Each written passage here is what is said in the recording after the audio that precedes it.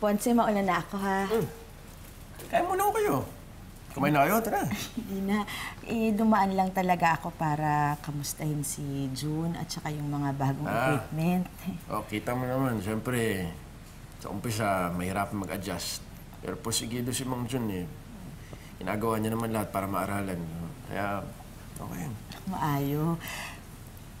Kayo ni... Sila Hope. Kamusta sila Hope? Okay, Mang Pod. Busy sila kayo karon sa ilang sikwat katong tsokolate. Pero sigurado ako kapag naplansyado na nila lahat doon, dadagsa na rin yung mga orders natin dito. Kamusta namang kayong dalawa ni Hope? Saan?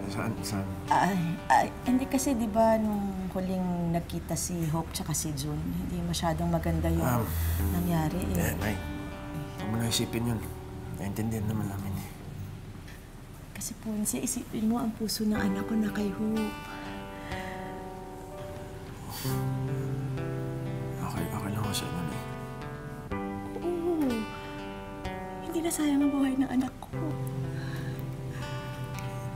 Sorry, hindi ko pa rin po kasi alam kung paano ko tatanggapin lahat yan. Alam mo, isa man ang puso nila, magkaibang tao yan, ha? Nagkataon lang pareho mo silang mahal.